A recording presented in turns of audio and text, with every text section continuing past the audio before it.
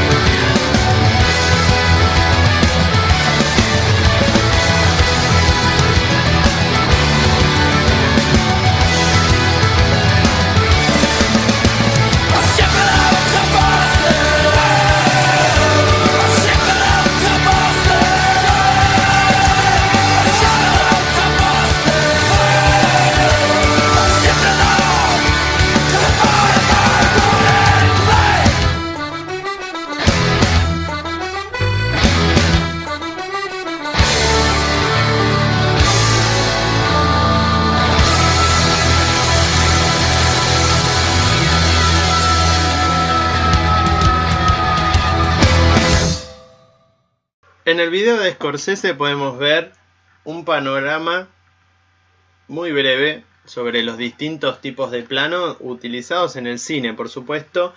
Y en el cine no son planos estáticos, van pasando de uno a otro a través de diferentes recursos de movimiento de cámara o de zoom. Entonces se van mezclando uno con otro. Pero vamos a analizar cada plano y cuál es su poder narrativo, ¿no?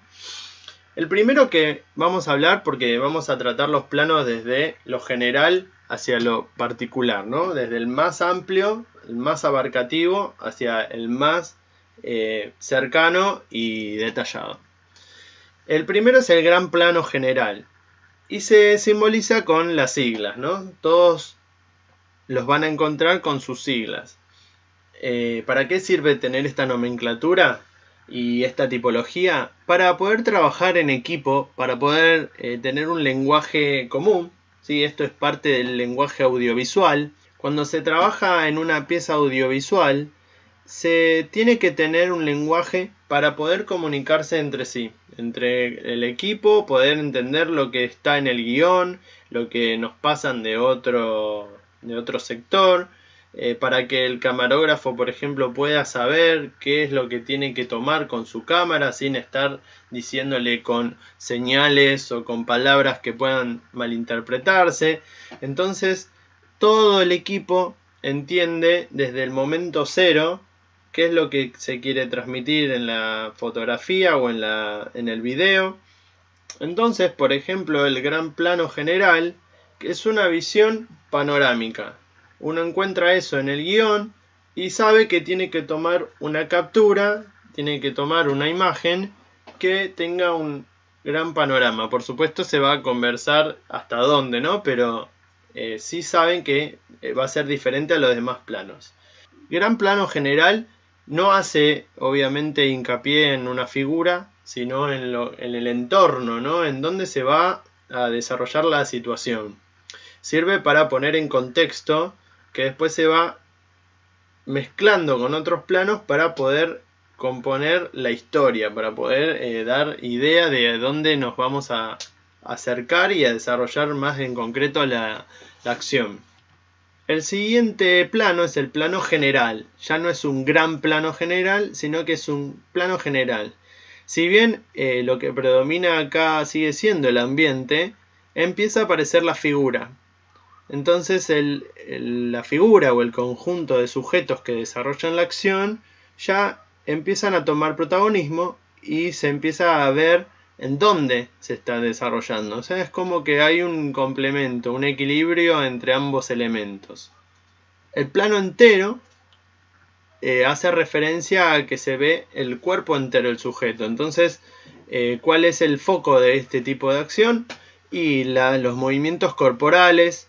¿Sí? Ya el predominio de la figura en el plano hace que tome más protagonismo.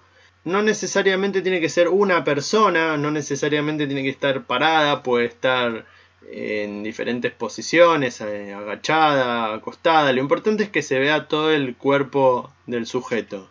Tampoco es necesario que sea una persona el sujeto, ¿no? Puede estar filmando o sacando una foto de un animal o otro, incluso un objeto inanimado.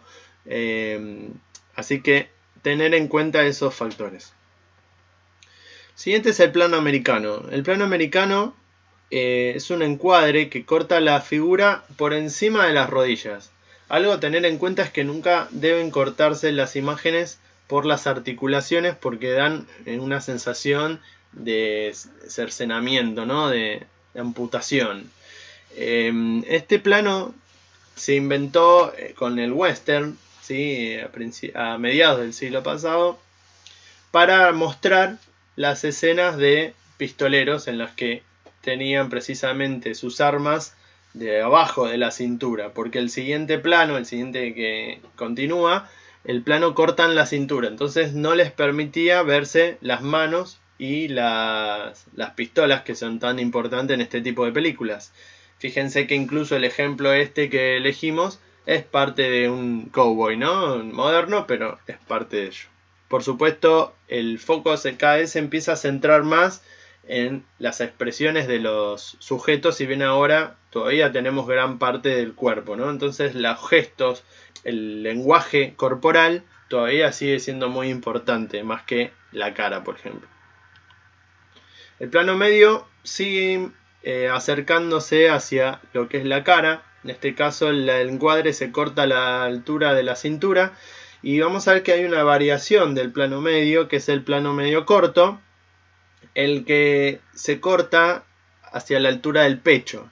Por supuesto acá, como dijimos al principio, los planos no es que son estrictos y son fijos, sino que hay una flexibilidad entre el pecho y la cintura, en intermedios, incluso hay quienes determinan que hay un plano medio largo también, que estaría entre el americano y el plano medio, ¿sí? Entonces las nomenclaturas son un poco variables, ¿no? Pero sí tener una idea más o menos de dónde va un plano medio corto. Fíjense que el plano medio corto lo que ahora hace hincapié es a los hombros y la cabeza, ¿no? Las expresiones de la cara y los gestos empiezan a ser cada vez más notorios y más principales en el predominio de la imagen. El primer plano, por supuesto, es el de excelencia para el retrato, se centra en el rostro y se va a hacer énfasis en un punto concreto.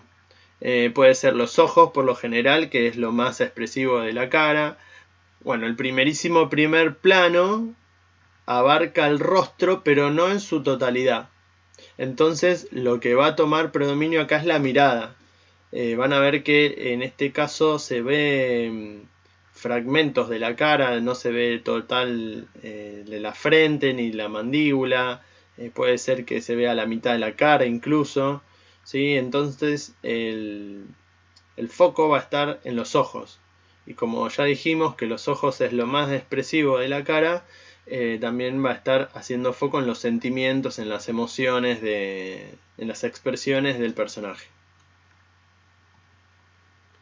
Por último, un plano de detalle. El plano de detalle es el que se hace referencia a un objeto o a una parte de un objeto. Es cuando narrativamente se quiere mostrar un punto clave, algo que sea importante para la historia. Supónganse que en la película se caen unas llaves y se enfocan las llaves bien de cerca porque algo va a tener que ver con la historia. El personaje le muestra una tarjeta a otro y se hace foco en esa tarjeta. O sea, tiene que ser algo que el espectador tiene que ver de cerca porque esa información es vital para el desarrollo de la historia. Vamos a hacer un panorama rápido hacia ese elemento que se está encuadrando. Otras variaciones de los planos anteriores son el plano conjunto. Estos pueden ser planos enteros, plano americano, plano medio, bueno, los diferentes planos, pero el tema es que no hay un solo sujeto, sino que tiene que tener dos o más. Entonces ahí se combina con los planos anteriores para crear un plano conjunto.